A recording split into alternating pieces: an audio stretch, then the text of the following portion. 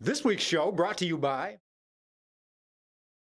SCAD, Scott Countyans Against Drugs. Welcome everybody to the News Graphic Lady Cardinals Basketball Coaches Show, the premier edition of the 2018-19 season. As we are into the second week of the regular season, as you know, a little bit of overlap from the end of football as the football team went all the way to the state game. So we're going to catch you up a little bit in this week's Coaches Show. The Lady Cards went 2-0. They started it off with a win over Walton Verona last Wednesday night, the final Wednesday night of November. Seems like it starts earlier and earlier every year, and it felt like an early season game in the first quarter as the Bearcats from up in northern Kentucky jumped out to a pretty big lead early on, but the Cards' speed, transition, ability to hit the three caught up in a hurry.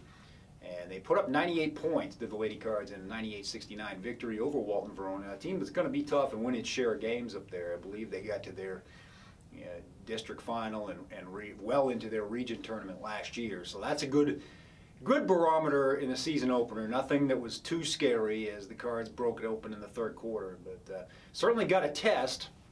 And then they came back on a rare Sunday afternoon game. That game was postponed from Saturday night because of the football game.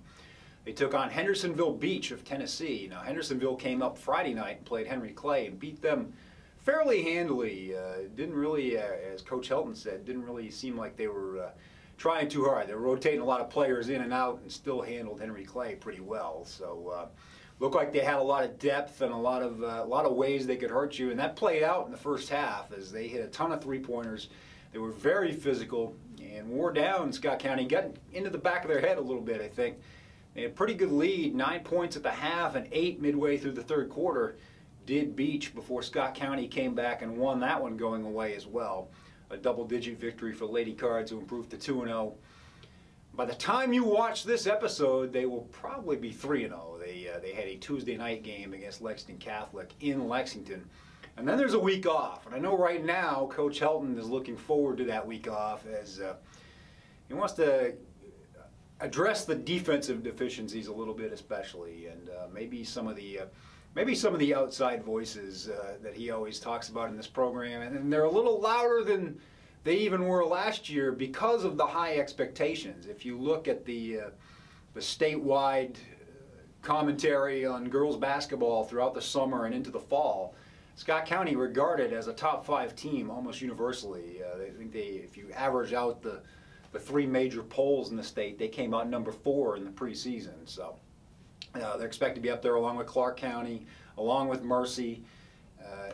It's pretty balanced at the top. I think the perception is that it's there for the taking, and there's very few teams that have the offensive explosiveness that the Lady Cards do. The issues right now would be defense, and depth is a little bit of a question compared to last year. They graduated a bunch of seniors who just gave key minutes here and there and were available when foul trouble and things of that nature cropped up. So right now, trying to figure out those rotations are the Lady Cardinals, but certainly on paper, one of the best teams in the state. Now, they got some challenges coming up. They'll play Henry Clay next week.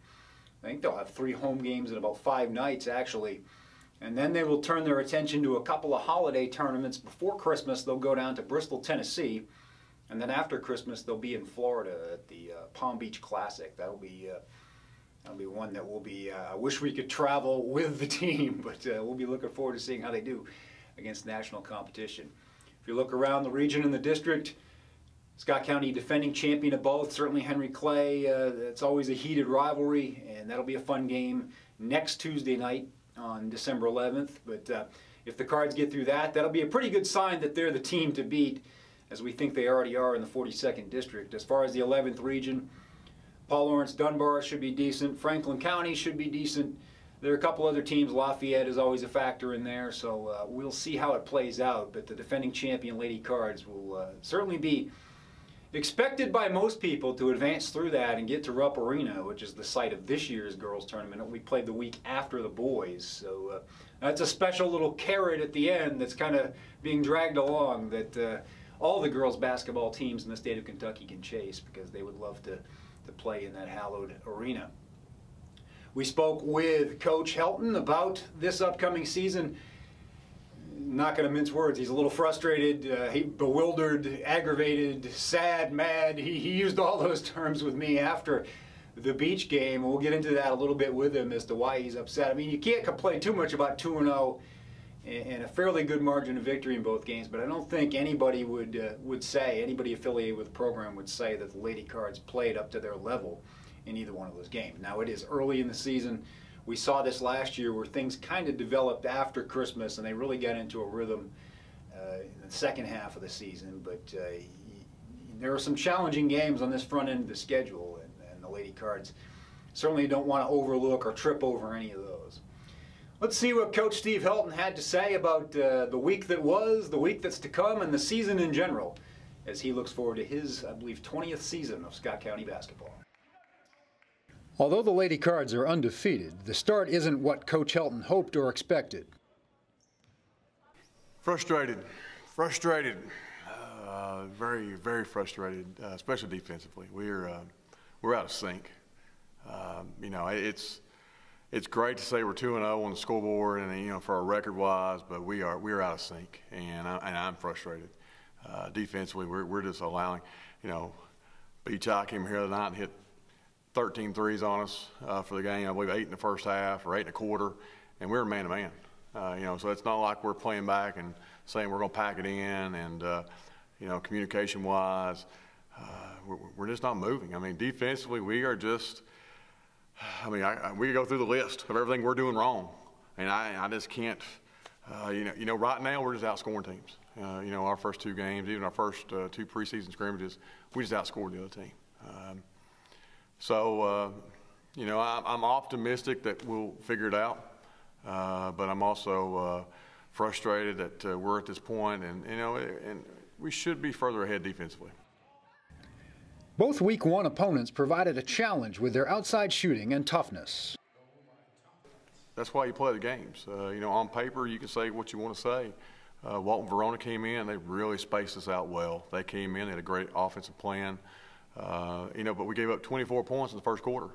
I mean, just a total defensive breakdown. Now, we settled down, and I think we eventually kind of wore the game down. And then, you know, Beach-High, again, very well-coached team, very physical. And that was a uh-oh moment for us because you could tell we didn't like it. We didn't like it because they got physical with us, and so it took us a little while to adjust, much longer than I expected. You know, and no matter, you know, we got away from our game plan. We were showing our frustrations, and that's something that this team is going to have to get used to because they're going to take a lot of teams' best shot. You know, there'll be 1 or 2 teams out there that may be a little intimidated of the name on the jersey, but everybody else is saying, hey, watch this. This is a night for us to make a name for ourselves. And especially if we show our frustrations the way we had the first 2 games, we're vulnerable. Scott County hasn't been able to use its full-court press for all 32 minutes in either game. That's a pride factor. I mean, it's really bothered me to pull out of it because, I mean, you know, you can switch presses, but if you don't move, it don't matter what you're in. You can be in a zone press or a man-to-man press. If you're not going to move, other teams are going to shoot layups. We're going to get in foul trouble. And then also, you know, if you're not scoring back and forth with them, they're going to gain confidence. And so we've had to adjust. You know, we have a drill in practice called Arizona defense, and it's all about half-court defense, 3-on-3, 4-on-4, and we really had to fall back to that. You know, not saying, you know, we're willing to do whatever it takes to win the game. However, we want to play 84 feet, and we have got to get this figured out. You know, we've got 1 more game on quick notice here because we played Sunday, and then we got to turn around and play Tuesday, and then we have a week off. And I'm really anticipating some changes, you know, either lineup changes or formations in our press because what we're doing right now, you know, you sit down and watch film because you hope what you're seeing in actual on the court right in front of your eyes, you hope you're not seeing that.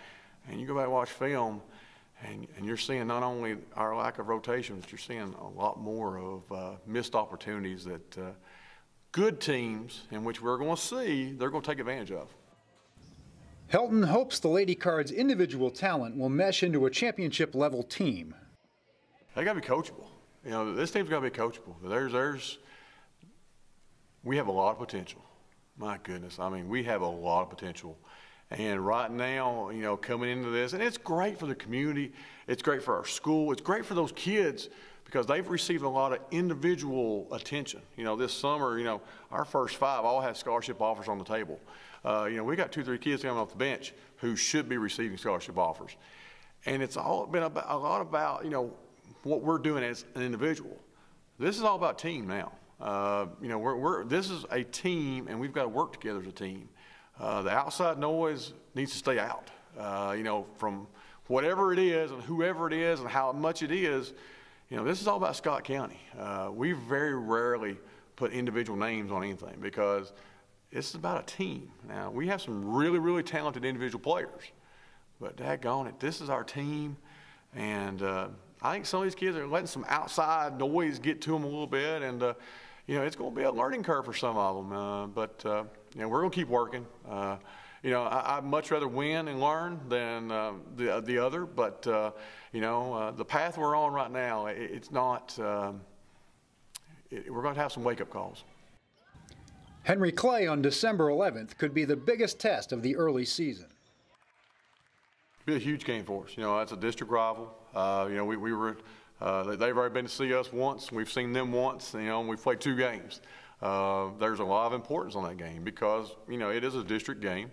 But as well, it's a fierce rivalry, and it's early. You know, you're playing a district-seeded game, you know, 4th game of the season for us. So definitely a lot of importance to us. You know, Eric, he knows what we do, and we know what he does. It's one of those, I don't want to say Duke in North Carolina or Louisville in Kentucky, but we both know each other well. And I guarantee you over the last probably 10 years, if he goes back to his scouting file and our scouting file, there's been very few changes schematically. And because he runs the same schemes, he has the same calls on most of his stuff, and we're the same way. We have a lot of the same calls that I know he has scouted for years on us. So it'll be a good test on the road.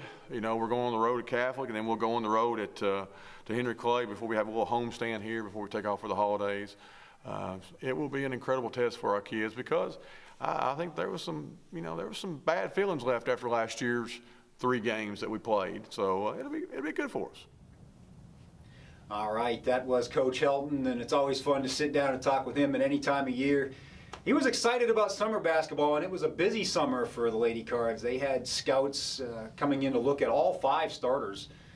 As you know, Malia Owens is headed to Tennessee Tech, and there's a lot of interest in Malaya Williams, the junior center. Just so tall and so rangy and can do so many different things. So that attention is not going to go anytime soon. And right now it's just a matter of getting everybody together and kind of circling the wagons and becoming a team instead of that group of individuals. And we're confident that'll happen. Talked to a couple of the players that are integral in making that happen. They are the only 2 seniors that will play a role on this year's Lady Cards team. We mentioned Malia Owens and Juliet Smith, the point guard, who can do so many little things. She kind of gets overlooked in that lineup, but she's going to be a steal for some college as well, as Coach Helton has said many times before. Let's see what Malia and Juliet have to say about this season ahead. Halftime adjustments and defense fueled Scott County's first 2 wins. It's like a tale of 2 halves, somebody said, and it's just like we don't really get in a rhythm. Usually to start off, it's what it has been, and we're not in the flow of the game. We're playing out of character, and then usually halftime we're like, come on, we got to, like, we're not playing like we're supposed to be playing. And then once we get more aggressive, then our defense turns into offense and we look like a whole different team. We're trying to work on putting 2 halves together. We played like bad the first half and then good the second half. So this next game, we're trying to put 2 halves together, play good the whole game. The Lady Cards trailed early in each of their first 2 games. Sometimes we just don't really have the right mindset going in, and so we're not, either we think the team, we're like, oh, we got this, we'll be fine, or we're just careless, really, and we're not being aggressive. And so when people come at us and they have that intensity and that aggression, we're like, oh, whoa, wait, we got to be aggressive too. The Tennessee opponent didn't back down in their Sunday contest. So whenever you play Scott County, you play just amazing. People hit shots they've never hit before. So, yeah, we expect everybody's best. We came in and it was really hot in the gym, and so we were already thinking about, wow, it's crazy. And then the game was a lot more physical than what we're used to, especially at home where you don't usually get into such a physical game. And so we were kind of surprised, and then we just kind of had to realize we need to play physical so that we can compete with them. Otherwise, we're just letting them run all over us. And then once we did that at halftime, we looked like totally different, and we looked like the team that everyone expects us to be. High preseason rankings are a double-edged sword for Scott County. Of course I like it because it's nice to be able to say, like, wow, we've worked so hard and here we are, and people are actually noticing that we're getting better. It does kind of add a little bit of pressure just because you want to obviously fulfill those things and you don't want to be anything less than that. But I think that for us, it just pushes us to work harder because we're like, we're not going to let anyone show us up or try to doubt us or try to say, oh, they're overrated or they're not supposed to be in that top 5 because we know that we belong there. The players expect their team to emerge as an unstoppable offensive force as the season progresses. I definitely want to win region again, make it back to state, and go to Rupp Arena. Me personally, I just want to do whatever my team needs me to do. We've all worked on our games individually, and I think once we start playing better, even better than what we're doing now as a team, people definitely won't be able to stop us because we have too many weapons on the floor. So they'll have to either try to play zone, but even then we have good shooters, so it's hard to do that. But I think we're just a tough matchup for anyone.